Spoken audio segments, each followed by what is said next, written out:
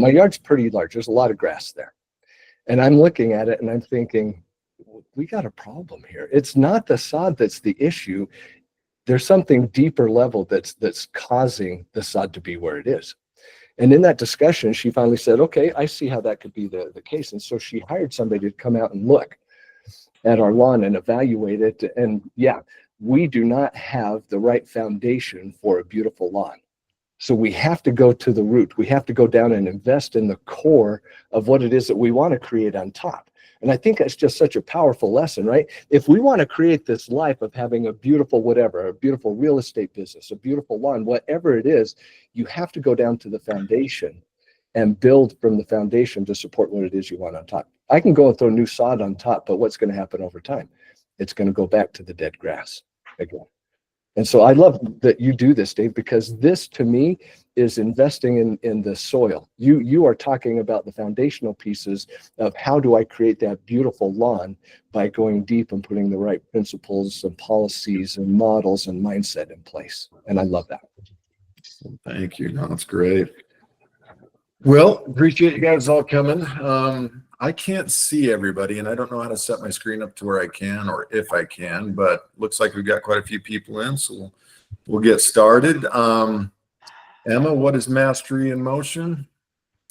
Yes, I will give the same spiel and our same disclaimer that we do for every call. So our overarching goal with Mastery in Motion is we just want to have a good, safe space. We want to be broker agnostic. We want to get as many agents together as we can. Share what's worked for us, share some of our wins and some of our victories and some of the things that we've learned fumbling through those things, and hear from other people's experiences as well. It's always easier to set lofty goals and actually achieve them when you have a really good, healthy group of people together that can help you push towards those and help give us the ideas and the insight that we need. The overarching disclaimer on that, because we do have agents from multiple different brokerages here, we cannot discuss commissions, specific contracts, anything specific to any clients or representation agreements. And also, we are going to talk a lot about lead generation activities. Please be aware of TCPA regulations and all of the requirements and things around that. So don't call people on the do not call list, and be nice to people. And that's the end of our disclaimer and our summary. Awesome. Thank you. Let me get my volume turned up a little bit here. It's just a little on the quiet side. All right. Why did we name it Mastery in Motion? Do you want the real answer, or the real answer? Well, why did we settle on Mastery in Motion? This is what we want to do to ChatGPT, and we're like, hey, give us cute insight on this. But the biggest thing, and it's the last slide of our visuals every time, is our fearless leader, Mr. Dave Nelson's favorite quote. Mastery is boredom. The magic that you're looking for is in the work that you're avoiding. So just making sure that you're able to maintain the momentum while you're pushing through the trenches. That's the phrase that I'm looking for. Yeah, mastery equals boredom. You're doing the same thing over and over and over again. And if you're able to maintain that motion and that momentum, you'll be able to be effective. Awesome. Thank you. And if we have time at the end, I'll share a video with you guys that I shared with my team this morning, and it speaks to that in a really high level. It's a professional baseball player that was one of the best starters that the league has ever seen. And most professional baseball players in the league, when he joined, had a warm up of about 25 to 30 minutes before each game. And when he joined LSU after playing for the Army baseball team, his coach had him do a 2.5 warm up every single morning before every practice and every game. And it wasn't lifting weights. It was the most mundane, boring, unsexy physical stretching and fitness routine that you could probably do. And he speaks a lot to that. He's like, it's just something that has become my identity. It's something I do every morning. And the reason that I'm still doing it is because my coach laid a vision out for it. Well, he says this, my coach laid a vision out for me, and the results ended up showing up after an extended period of time. So now it's who he is, and he won't get away from it because it keeps him #1 in the league. And he's just like, if I continue getting the results that I'm getting right now, I am more than happy to experience the boredom of that routine every single morning before every practice and every game. And that's what we do, right? So today we're going to talk about, and we've touched on some of this in the past, guys, and a lot of what we talk about is lead generation. And it's just, I'm a big believer in the fortunes in the follow-up. If I were to get a tattoo, I don't have any. If I were to get one, that's what I would get, is a tattoo of that. And Steve, you've seen a lot of people experience some high levels of success that truly plug into the principles, foundational elements, and the discipline, right? Oh, so true. And, Dave, as you talk about this, what's really going through my mind is the natural state of the majority of real estate agents or people in general is they want to avoid that path. You talk about this boredom. Boredom's not sexy. Boredom's not fun. But the longer I'm in it, the more people I talk to, the more people that, you and I get to work with together to get people to success, is it always goes through these same boring steps. I talked to an agent the other day that he said, hey, I live on this high traffic area. I want to put some really cool signs up to really promote who I am. And I think I'll get a lot of business off of that. And we had a really deep conversation going back to success lead clues. We can't reinvent success. We can only follow the principles of success. And once we master those foundational pieces, then we can get creative with how we do them. But you can't get to success unless you give yourself to the boredom. So true. Yeah. Alicia, I'm going to pick on you a little bit. You got your mic on? I do now. All right. So Alicia's on our team. How long you been with us, Alicia? 1 year and 1 month. Okay. I want you to give all these folks the reality, the version of what you went through last year. Would you get vulnerable with us? I will a little bit. So last year, my first year, 2024 was a really rough year. I am kind of glad that I started in a year where everything was really hard and you really had to work, because I don't know any different now. But I was doing okay. I was really plugging along. I had done everything that Dave had asked me to do, and I started seeing results. And I had my my fall people all ready to go in my pipeline. And within a matter of 2 weeks, I had 6 people who dropped out because of financial and health issues. And everything I had worked for was gone. And it took me about 3.5 months in order to even start to build that up.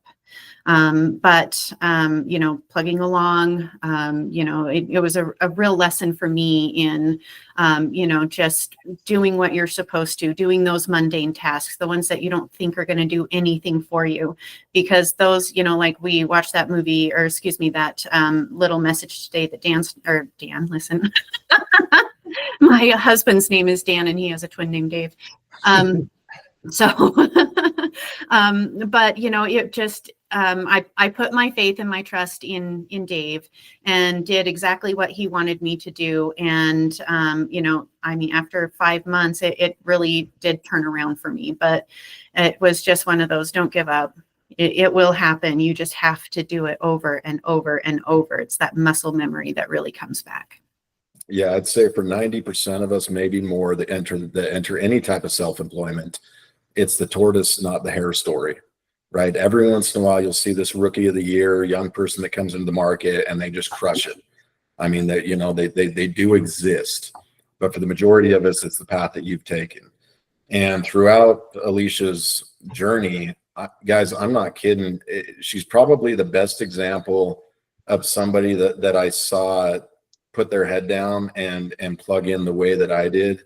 In the fact that she had a lot of hardships, and you got a lot of stuff going on personally in your life, right? That I do. And that's really, really hard to come to work every day and focus on this when you've got so many other things that you've got to worry about outside of this. But we talked the other day, and it's almost this distraction is almost a blessing in a way for you, right?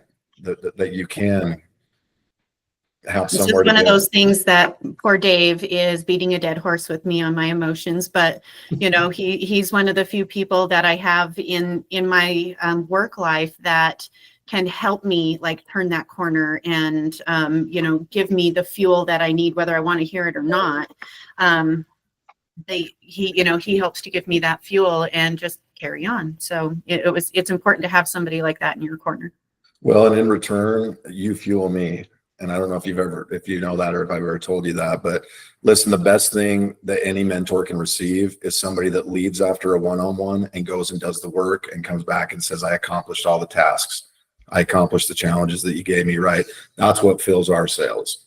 And so you've been great at that, guys. There's rarely a day that she doesn't come in, put her head down, make her dials, make her follow-up tasks, do her open houses, all the things that we know that are proven to generate business. And so how many pendings are you sitting on right now, Alicia? Let's see. I've had several close in the last couple of weeks. So Emma might have to help me out with this one, or Alex. I think it's 4.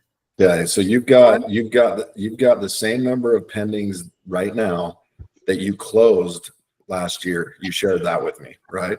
Yes. Okay. That's amazing. And that right there, guys, is proof in the pudding that planting these seeds, it does work. But guys, it does not come easy. It just doesn't come easy. And the second that you can just kind of wrap your head around that and just know how to handle hard well, there's this coach for Duke University women's basketball team. She gave a phenomenal speech, and maybe we can even pull that up and play it at the end of this too. That'd be really cool. She said, life doesn't get easier. It just doesn't get easy. If you think you're going to get your Duke degree, if you think we're going to win the championship or the title and things are going to get easier, it doesn't. Life gets harder. It just only gets harder. But success goes to the people that handle hard well.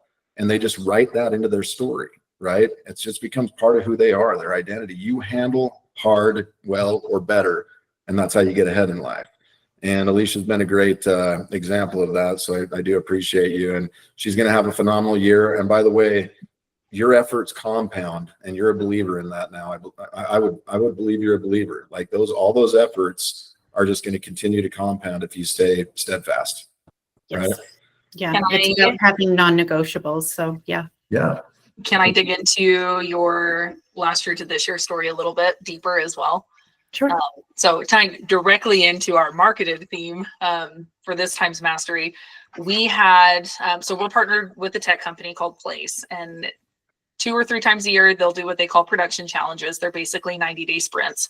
And we had one that carried us through October, November, December of last year. And Alicia did commit to those, and it was 50 open houses, 5,000 dials, 50 new contacts added to the database, 10 new and we have a little visual because we're actually in the middle of the same competition, and then 10 new representation agreements. There wasn't a lot of immediate return for you on that, but Alicia did complete the 5,000 dials. She got the representation agreements, and a handful of those people who she had signed back in like November and December of last year are the people who we're under contract with now. So can you share a little bit more just about what that experience was like? Because it was those were big bites to have to take off at that time, especially coming off of this massive just slump in energy and business, and having to pull yourself out of that straight into this mass action competition. Yeah, it wasn't without tears and gnashing of teeth, that's for sure.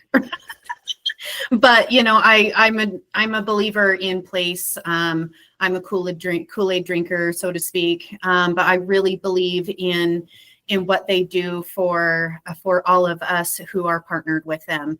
And with this 5,000 dials, when I looked at that, it was pretty daunting, but I was like, I could probably do that if I really had a plan. So Dave and Emma helped us with a plan, and it helped get me there.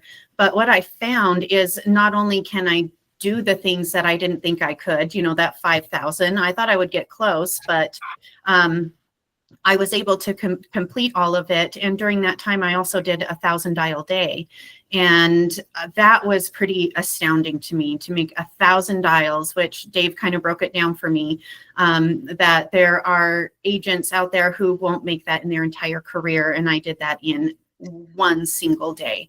And so if I want it, I can do it. It's just how hard am I willing to work for it? And I wanted it. I wanted it bad. And I want to be a top agent. And so I'm willing to put in the work, but it is going to be a hard road, but well fought. Yeah, well thought for sure. And I think something that you just said is like the key element. We can have a plan. We can know how to get there, right? You can have your dream board, you can have all that in front of you, but none of it happens without action.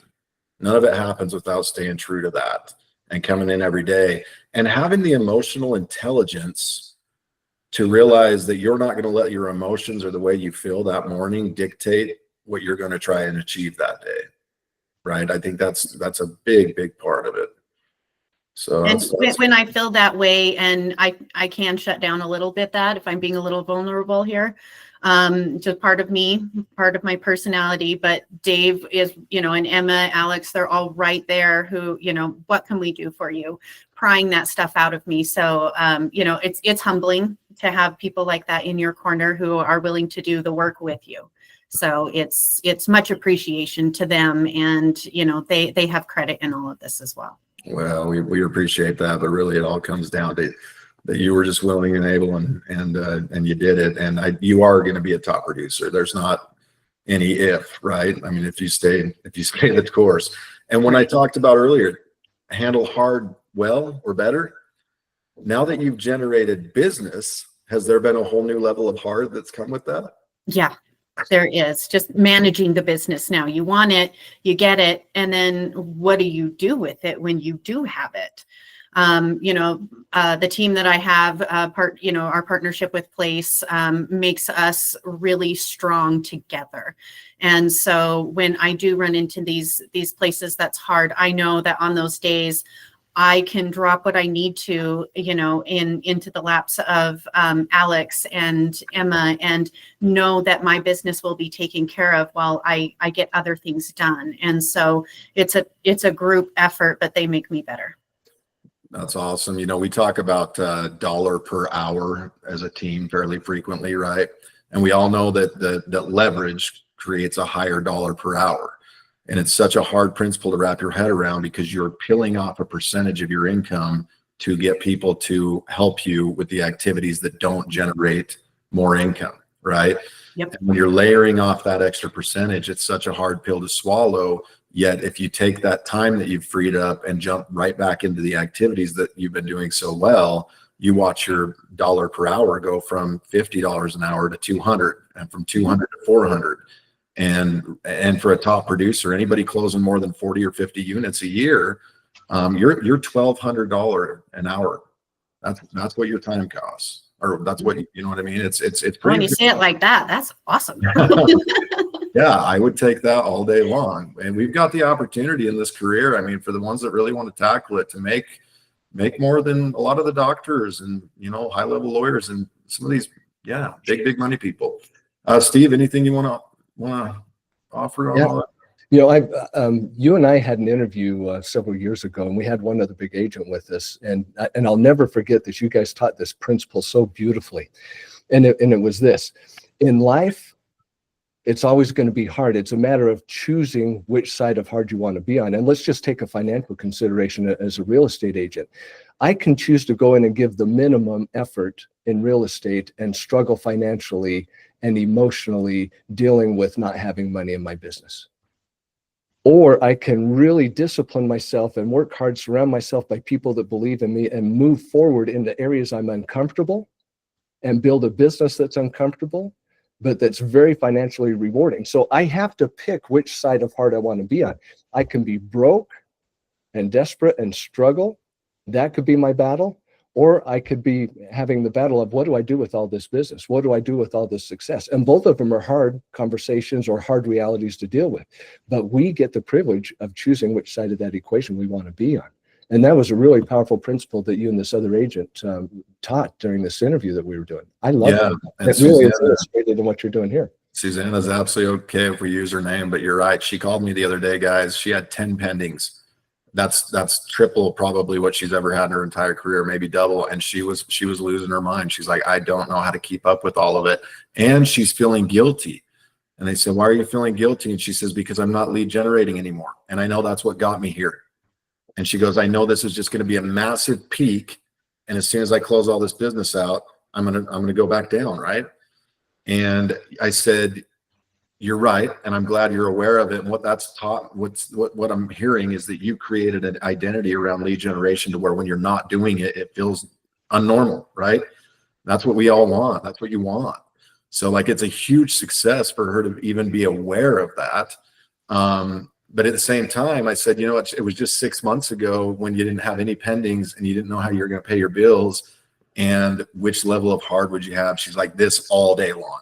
This all day long, because this side of hard comes with confidence. This side of hard comes with some tenacity, right? You've got momentum.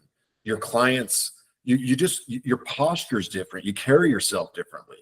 You know, your clients let you lead them because a different version of you comes out. You no longer have to tiptoe around conversations. Or you can be a harder closer with them, right? That's one of the things that I found is when you're in that kind of momentum, you carry this light about you where people just say, what do you recommend? That's why we hired you. We trust you. Lead us. And that's what she's in right now. And it's incredible to watch, really incredible to watch. So, Kristen, can I pick on you real quick? And then, sorry, and then we'll jump right into the 90-day, the slides. So Kristen, you've been with us for 90 days now. You're an ISA, which guys means that he makes a lot of phone calls all day. I like to refer to him as a relationship manager, so to speak. He's the one that kind of plants the seeds, cultivates them, sets appointments for our team. First of all, are you experiencing what you thought it would have looked like when you joined our team, or what's the differences? Definitely not. I thought it would be definitely like a more glorified experience than what it is, but it's definitely worth it. I can kind of see the vision. I can tell I'm headed somewhere that's good for sure. I'm definitely starting to get the ball rolling and definitely starting to see it. And what are some things you've really had to focus on in order to start setting appointments and start having the right conversations? Kind of just fighting through the monotony, you know, just sticking through it. The monotony is kind of what polishes the ball and makes it roll. So that's definitely what I focus on for sure. Making sure I do have a daily routine that I stick to and that I stay consistent to it. And how does accountability play into that for you? It definitely helps, because if I have that like daily routine and I kind of slack off of it, I kind of feel accountable for whatever happens that day. And usually if I don't stick to it, it's not a good day. So my accountability kind of plays in there. I love that. I love that. The years that I've coached agents, part of the benefit in what we do, if we stick to the plan, isn't always the financial reward. Often it's the fact that we actually went and we did something hard. We ran into the storm. We experienced friction. Where does growth come from, Steve? Where does growth come from? 100% in the trials, right? The easy life creates zero growth. You know, Right. the gym, you go, you have to push the muscles. You have to tear the muscles. 100%. So there's two things, guys, that I always reminded myself of back when I was in the hot seat, making all these dials and building this business. And that was number one, at any given point in time during my workday, if my family was standing over my shoulder and watching what I was doing, at the end of the day, would they be proud or would they be disappointed? And I can tell you, I've had a lot of days where they would have been disappointed, where I got lost on social media, where I just came in and just looked at the new listings on Navica all day long, just searched properties, right? Wasn't getting anything done, putting tasks off. But those were further and fewer between versus the days that I came in and achieved it at a high level. And number two is, if I ended the day and felt like it was easy breezy, I knew I wasn't growing, right? If there wasn't friction, if there wasn't discomfort, if there wasn't a massive level of resistance in the way that I felt about something that I was trying to achieve, I knew that I was probably doing the wrong things. And so I think it's really good to be conscious of those three things. Okay, Emma, I'll let you dive in. So we're talking about 90-day sprints here. And actually, before she shares a slide, I'm going to share this with you guys real quick. Sorry, she hates it when I do this. I'm totally going to get yelled at after this. I know it. Just take it easy on me, would you? Okay. Never will. Sorry. I want to show you guys something real quick. I'm pretty proud of this. This came from, so this is our dashboard. Can you guys see this? Yep. Okay. So what we're looking at here is this is how many units the team has closed year to date, closed month to date. Here's how many pendings we currently have. Here's how many active listings we currently have. Here's how many coming soon listings that are getting ready to be launched in the next week or two. Now, I want to show you something. The gray, what are they called? Columns? Lines? Columns. You were right the first time. Okay, the light gray is what we achieved first quarter of last year, and the blue and the orange is what we're on par for this year. The blue is what we've closed. The orange is what's pending. Okay, and you'll see that these columns for this year are far outpacing last year, and that is 100% because of a 90-day sprint that we did in quarter 4 of last year. We all put our heads down. We came up with some massive goals. We held each other accountable. We came up with leaderboards. We gamified it. We put a lot of thought into this process. And again, we were influenced to do it by another company. So that other company for us, Place, is our accountability. It's our coach. So if you guys don't have a coach or a company you're partnered with, or if your brokerage isn't providing something like that, go to them and say, I really need somebody to hold my feet to the fire. Here's the game plan I've come up with, and here's how I'd like to get there. I just need somebody to check in with. This is where all of our business is coming from. The orange, again, are currently pending properties. The blue are solds. Sphere of influence is definitely the highest. For sale by owner, this is the most for sale by owners we've closed in a year.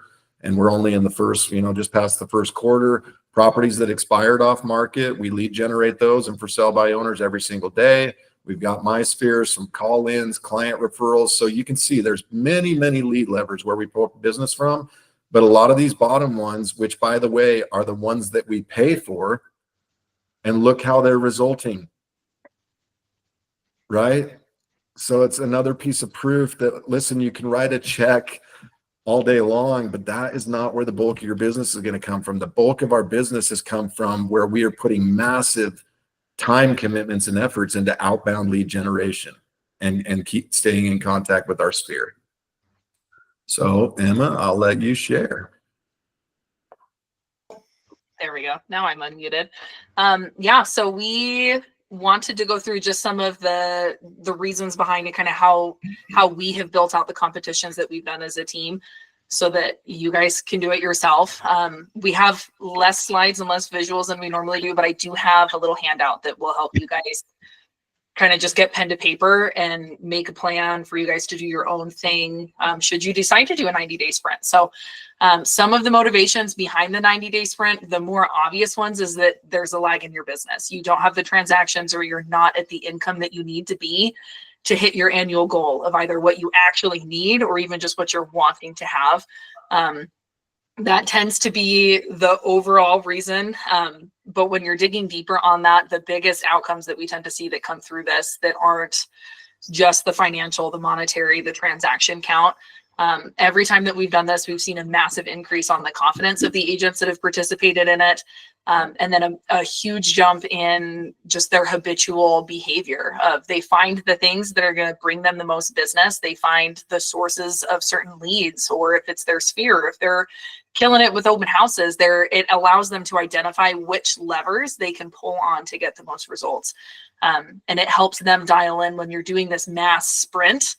When you're making 100 calls every day, it's so much easier when you're kind of back down to your normal, when you've filled your pipeline, and you're able to commit to more realistic daily numbers outside of these massive stretch goal times. So I'm going to screen share my hokey little step-by-step. So the biggest thing when you're starting your 90-day sprint is making sure that you're identifying the proper activities that you're doing. Find the things that you're really good at. Take a look at your business from the year before, or even just what you've done year to date. Take a look at where all of your leads are coming from and figure out where you need to be putting your efforts in to either bring in more leads or convert the leads that you already have at a higher level. So yeah, find what you're good at, find out what you've been doing on a daily basis, and figure out what a realistic stretch goal is for you. If you're only calling 25 people a day or 50 people a day, can you feasibly do 100? Can you commit to having a couple of days where, like Alicia, she chatted about her 1,000 dial day? Figure out where those levers are and where you're going to tap out on the activity that you can perform with that. Goals are only goals, and it's only pen on paper if you're not going to have some kind of bite or some kind of accountability for it. So not just so that you have people around you to go, why have you done this thing? Why haven't you done this thing? But the support and the camaraderie that comes with those groups is huge. You're able to spitball different ideas when you're having hard days, or you're sharing what has worked for you. And having that support and that environment around you while you're pushing through these things is part of that planning process. Don't just set the goals and then hope that it happens. Make that part of your infrastructure as you're setting up these 90-day sprints, that you have people surrounding you that are going to support you in those goals, and people who can help you problem solve through the hard times. Alicia talked about leverage a little bit. We've talked about it in some of our other Mastery Motions recordings, or up on our YouTube page if you missed them. Find the things that you can either delegate to other people or where you can speed up your tasks. A lot of different brokerages in the area grant you access to CRMs, customer relation management, or transaction coordination portals. There's a lot of different ways that you can build out systems and plans so that you can get a little bit more automation. You can take the mundane things, the stuff that's taking more of your time but producing less of your results, to be able to really clean that up and focus on the things that are going to bring you in more income. And then just diving into how much time you're actually going to commit to it. If you have a vacation plan for next week, don't start your 90-day sprint today. Find out where there needs to be some push and pull, and set a realistic point on there. We are all in this industry in order for us to make money, but we all make money for a reason. And having that balance with your life so that you can maintain the commitments to your active clients, to your family members, to your friends, to your support system is important as you're going through this. Don't lose focus on your big why, on why you're doing this, simply because you need the action there. My transitions are a little bit slow. I'm going to kind of breeze through this one a little bit because we will just chat about it more. I know Winter Walden and Craig Anderson, they're two agents that are not on our team. They have done some of these things on their own as well. And I kind of want to hear from them a little bit more because we've talked about a lot of these things. But when you're setting your goals, like think big, we had a call with our tech company, and they talked about dumb goals of this, like set the goals that feel crazy, that make you go like, oh no, I don't know if I can do that. And then break it down into more bite-sized bits. The handout that we prepared has a section on there. If you're going to do a crazy amount of calls, break it down per week and per day and see where that's going to look in bite-sized bits. Otherwise, we're going to set these massive lofty goals of I'm going to do 100 transactions with no game plan on how we're going to get there. And then make sure that you have a visual and a system with how you're going to be reviewing those, and have it right next to your computer station. Put it on your car dashboard, somewhere where you're going to see these goals, and you'll have a place to record your progress on them daily so that you can feel that progress. You can have that reminder of why you're doing these things. I'm going to skip this one because we're going to talk about this a little bit more, but a lot of it we've already touched on, making sure that you're time blocking, limiting distractions, setting boundaries around your schedule. Celebrating your small wins. If you break it down into those bite-sized bits, it's easier to look at it at a daily basis of, did I do the things that I committed to today? Yes or no? You're not going to do 5,000 dials in a single day. It's just not a realistic expectation on there, but you can feel the wins in other ways. And then, we already talked about accountability groups, and we'll talk more about reviewing your goals, but making sure that you actually have a really robust plan to keep your momentum. And I will add, every single robust goal that you set, if it's big enough, it's going to seem unachievable. Your mind is going to tell you, I can't do this. It's not possible.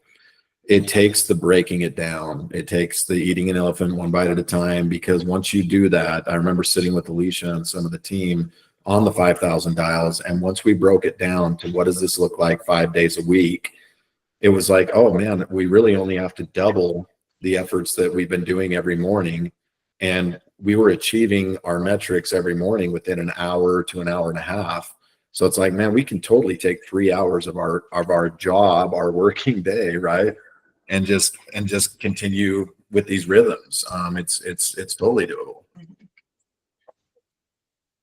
Okay, I wanted to pull this up so that you guys could kind of, because I have to see numbers for them to be real, to just chat through what we are working on as a team. I know Craig Anderson, his team is actually also partnered with Place, and I know he's actually working on these same metrics.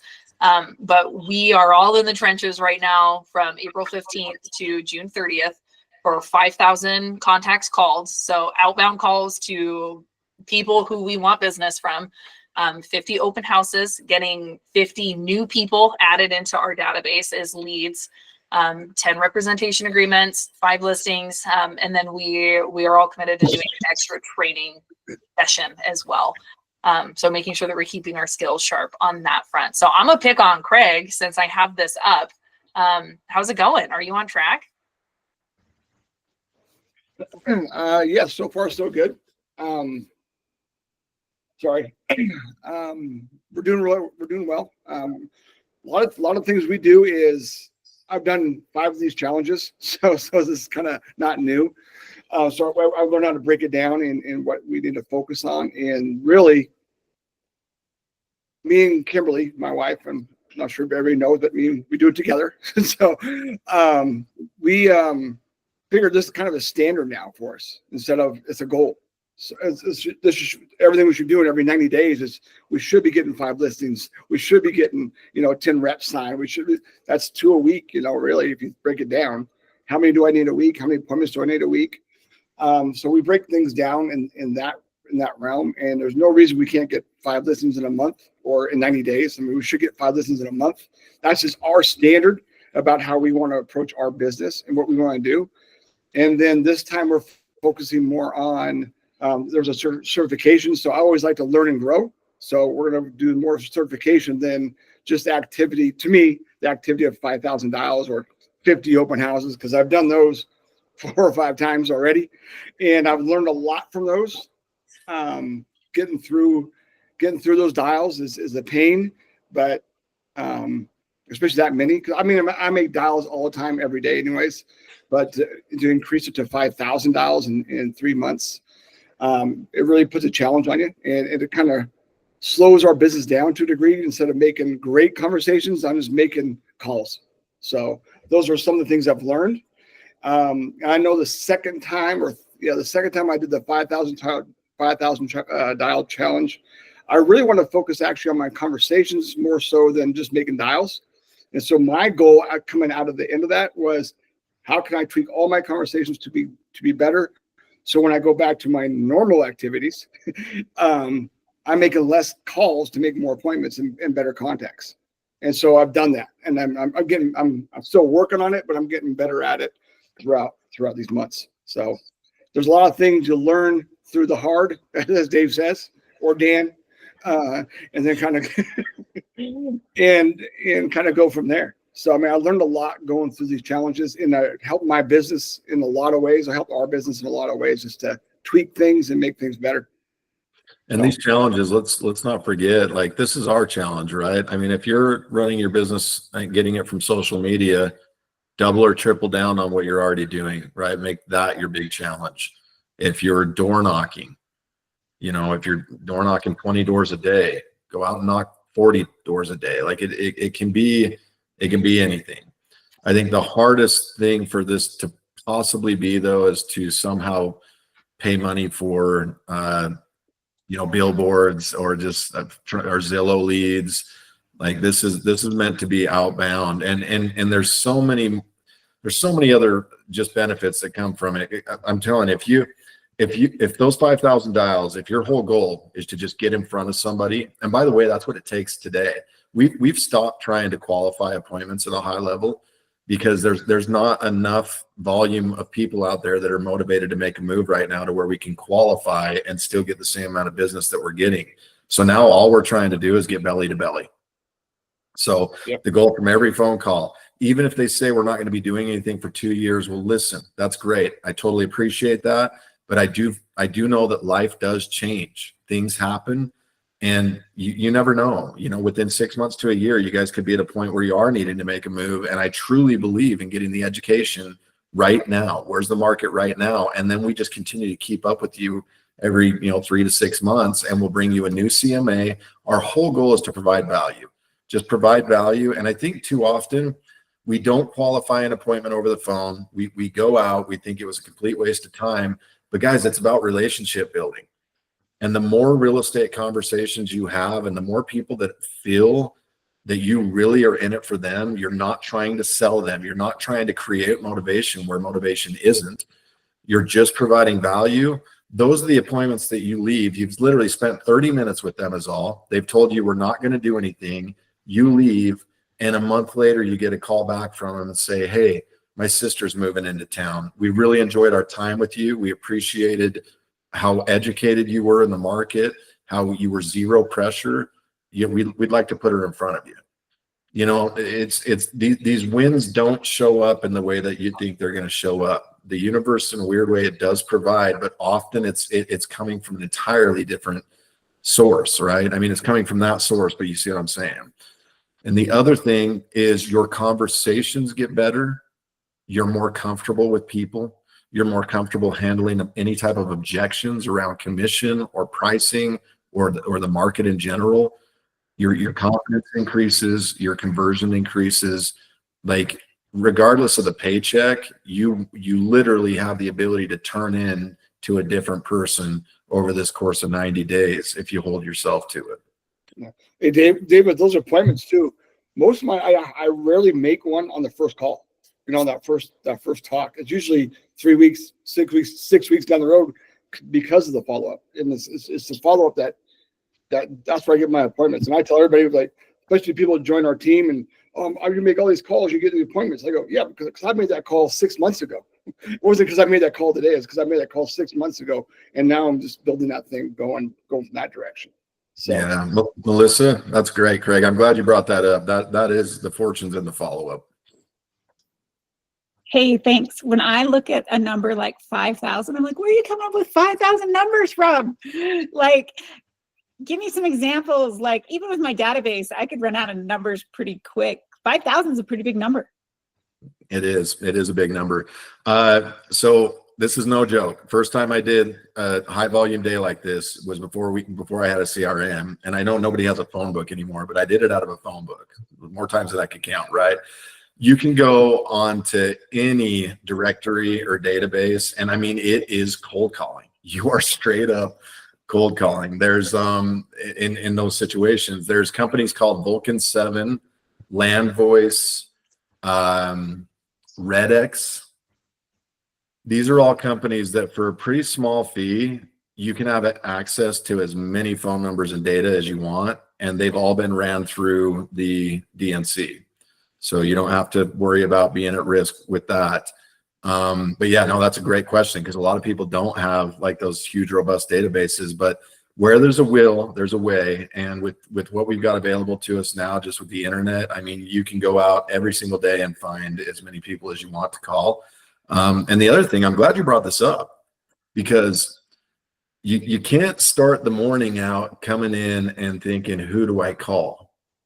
Right? That's all got to be prepared the end of the day on the day prior. You're setting yourself up for failure if you don't go in and you've got a list in front of you, you've built a bunker out, you've gotten rid of all distractions, and you start making these dials. It is amazing though.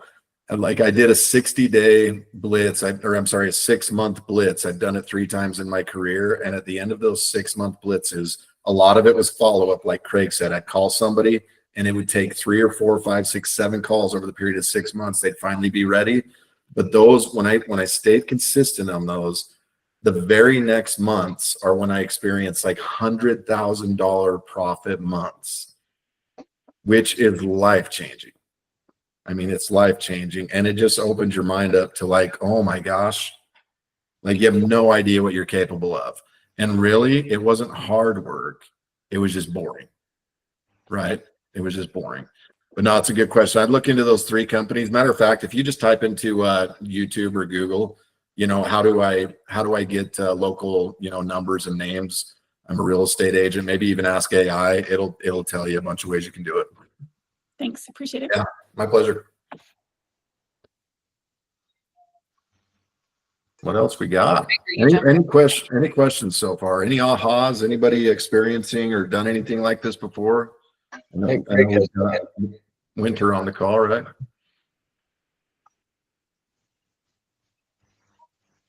Well, Dave, I was going to say, well, for Melissa too, is like same thing. Land Voice, Prop Stream. There's a whole bunch of people out there you can reach out to, and they'll give you a list of numbers, and you can brokers do not call list. If you have a listing, what I usually do is I make 100 dials every out listing. If I get through those and it didn't work out very well, then I expand to 200. Then I go to that. There's your MUs. Keep going, and you can take a list or take a neighborhood, call them all the time. Not everybody's going to answer, and that's where I think the fear comes in. Is what do I say when someone answers for one? But be honest with you, you make $50, 10 people are going to pick up. So how many conversations do you need? You know, how many different conversations you need? Make the $50, make the $100, and just keep going forward, and it'll come naturally. And these metrics are true across the board, guys. So I'll give you some numbers so you're not just shooting in the dark here, okay? Every 20 conversations should lead to an appointment. And how many dials, Emma, on average, does it take to get 20 conversations? Depends on your source on that one. It can take anywhere from about 70 to 100. Okay, so and we're even experiencing a little less than that as a team right now because more people are getting added to the DNC. Our numbers are coming up as spam more, right? Because we call it such a high level. But yeah, you need to basically make it, the metrics are 100 dials. Or I think it's even more. Craig, what are you averaging right now? Is it 200 dials for 20 conversations? For me, I'm about 65 and I get 25 conversations. Oh, that's really good. Yeah. But I'm very focused on who I call. So yeah. I mean, that's the things I learned over these 15,000 calls I made in a year, put it that way. So yeah. I learned who to call, who not to call, just to have a conversation better. And that's the things I've learned. So for a long time, guys, every 20 conversations we were having, we'd get one appointment. And for every 5 appointments, we'd get one buyer rep or listing agreement. We've gotten better though. As we've been doing this at a high level just in the last year, our conversion rates are increasing. So I think for every 5 appointments, we're actually bringing back 2 or 3 pieces of business now, which has been incredible. And the for sale by owners are a big part of that. The first year I did FSBOs, I went on, I've told a lot of you this on past calls. I met with 397 FSBOs, 397 for sale by owner appointments. It was exhausting. Those are putting CMAs together, follow-up calls, meeting with them, more follow-up calls. I sold 3 for sale by owner homes.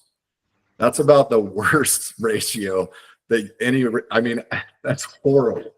I was really bad at it, but I stayed committed to it. Really committed to it. The next year, about the same amount of appointments. We closed, I think 7. The next year, we closed 14 for sale by owner appointments. And now this year already, we've closed 10. So we're on track to probably close 20 or 30 this year, right? So it's a gradual process. It doesn't come easy, but you just got to stay committed to it. Go ahead. Winter, are you in a spot where you can jump in really quick? I'd love to hear his Winter. I don't know if they're actually all with your brokerage. So I'd love to hear what you guys have come up with, but there's a group of agents that have set some goals and those and if you follow Winter, it's Winter Walden. If you follow her on Instagram, she's posted a little bit about it on her reels and her stories. So if you're in a spot that you can unmute yourself. Yeah, I got you. If anything, Oh, bye. I'm the crazy redhead. Hi, Winter is my name.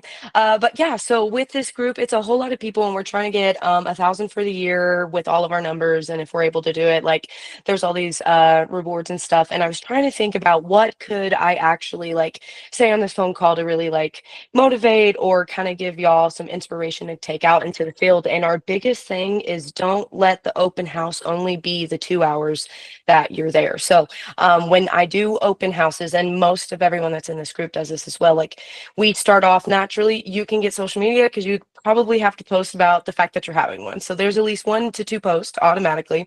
After that, then when you're at the house, 1 or 2 things, or before you even get to the house, you go door knocking. You invite at least the neighborhood to be like, hey, I got some cookies. You should come see me. I'm kind of funny sometimes. Cool. And then you leave so you don't bother them. And that's my form of door knocking. So, I can get it done and say I did it, but it's still a good conversation. If not, you're leaving your information on the door, and that's also a good lead gen. Then once you're there, you're either going to hopefully hopefully get slammed and have all of these great combos that will lead to whatever they may lead to. If not, we've all been there. We've had those slow days where no one walks in, and that's 2-3 hours of either working anything for your real estate business. But here lately, because one of my pillars is social media, I take that for content. So I'm either recording the house, or I'm doing a walkthrough, or I'm just doing whatever I can to really like highlight it and see how many more buyers that I can attract. And then sometimes I ask the person, we can put it on Facebook Marketplace. I've had dozens upon dozens of people want to go look at listings because I don't put the address. So I have to kind of have that conversation. And I'm able to be like, yeah, I'd love to go like show it to you. And I've actually had, knock on some wood, some lead gen from that. So that's been cool. And then I would say the best part is here recently, I've had to reach out to a lot of different agents. And as a newer agent in the market, it's been really, really cool to not only meet people, but to kind of get myself out there and have combos. If anything, I've gotten to the point people are starting to come to me now and be like, hey, you want to host an open house this weekend? Because we got one. So it's been a journey. It's been really fun, but it's really cool to see the hard work that y'all are talking about. So accountability of showing up is great, but when you're there, making sure that you're using your time wisely, no matter what it is what I would recommend just kind of out. Yeah, I love that. I love that. Using the house as your office, basically, right? Absolutely. I mean, perform the same activities that you would if you were sitting at your desk at the house. And Exact some ones. of Yeah. those websites that we mentioned earlier, Melissa, I mean, that is such a phenomenal opportunity to draw a circle around your house, because these sites will allow you to do that. You put your property address in, you draw a circle around it. It'll import all the numbers of the surrounding residents. And it's such an easy call to say, hey, does Melissa at the house down the street, I'm actually holding it open from noon to 2 today. Hey, I made a promise to my sellers that I would actually call around the neighborhood and just try to drum up some interest, try to get some people involved, right? I know that neighbors love to choose their new neighbors. Come walk through it with me. And I'm kind of the same way, Winter. I used to bust out a little joke, and I'm like, listen, I'm bored as hell at these things. Like, would you please come keep me company? I'm dying here, right? And just kind of get them to crack up a little bit and come in. But just the best way that you can own a neighborhood in a matter of, 2 weeks is you've got a listing coming up in that neighborhood. It's not even launched yet. Circle dial around the neighborhood, because now you're giving people information that they don't have. They haven't already seen it on Zillow. They haven't already seen a sign in the yard. Literally nobody knows about it except for your team. So you give them a VIP treatment when you call them up and say, I wanted you guys to be the special people that learned about this first, where you are the neighbors. We want to be respectful of that. I want to give you an opportunity. If you know of anybody looking to move into the area, or you'd like the opportunity to choose your neighbor, here we're going to be going live on this in a few days, but the sellers have given me permission to let you guys know and schedule any showings, 24 hours before the list or whatever.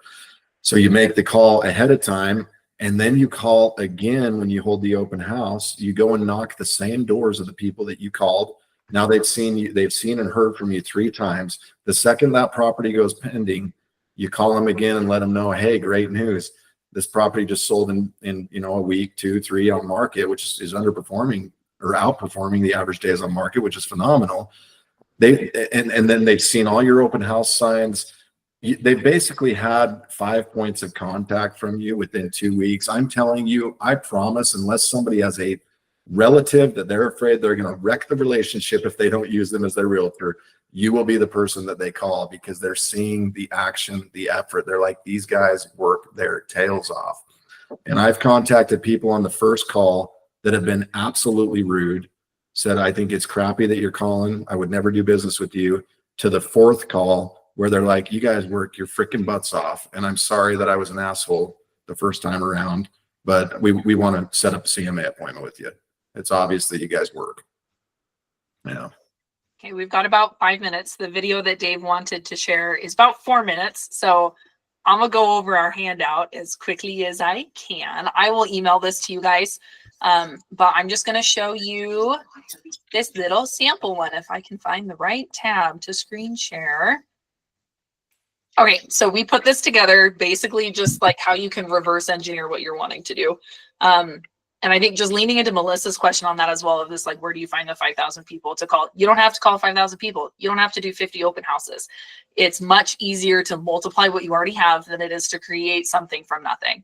So if you're looking and your last 4 pendings have been from people who you know, let's set a goal around how many calls you can make to the people who are in your sphere of influence, the people who already know you as Dave the Realtor or Winter the Realtor, or if your leads have come from social media, how do you double down on that? So find out where your businesses come from and then double what you've done before so that you can multiply what's there rather than trying to bring something from nothing. So identify what actions you're going to do and your timeline for it. Goals without deadlines aren't real. And then get your breakdown on there of if it's, and our competition with Place, our tech company, is 75 days. It's not 90 days, but take that number. If you're doing 5,000 open houses, how many do you need to make every week and then every day for you to stay on track? And then there's this little section for you to have your checkpoints so that you know by April 30th, you've got to have X amount of open houses done, X amount of calls made, X amount of social media posts made, X amount of doors knocked, whatever that metric's going to look like. Make those checkpoints for you and adjust your dates. If you've got family coming into town and you're not going to be lead generating for 3 days, pull those days out of there, adjust those so that you're either making up for that time or you're doing more every day in order for you to maintain that balance. Don't just do the things to do the things. Have some kind of result that you're looking for. Ours are built in for us with the way that Place has set up the spring production contest, that we're hosting 50 open houses. We're doing 5,000 dials in order to get 50 new leads, in order to get 10 new representation agreements signed, in order to get 5 new listings. They have set that up for us already, but take a look at where you want to be at the end of this and outline those out. If you just want to get more people into your database who have saved your phone number and will answer when you call, that's still a win. That's still a result that you want to be tracking. Make sure that you have people who you're going to text and go, hey, I've done these things, or people who are going to check in with you and go, it's April 30th. Have you done 12 open houses yet? Guys, and don't pick your husbands and wives. Don't pick your best friends. Pick somebody literally that you're scared to death to have them as an accountability partner, because you know that they're gonna hold you to it. And I don't know, it might even ruin the relationship. We'll see. But pick someone who's allowed to be mad at you. Like, if that makes sense, it has to be someone who can call you out on it, who you won't. It's not going to make it awkward when you're sitting at dinner after they've gone, why didn't you do your 12 open houses yet? Someone who can actually hold you accountable, not just someone who's like along for the ride kind of. And a lot of the time that can be just hire a coach, guys. There's plenty of coaching services out there. I promise you they are expensive, but they are well worth it. It's an investment. It's not an expense. I've spent hundreds of thousands of dollars on coaches over the year. There's not one that I regret. You'll learn something from each one of them.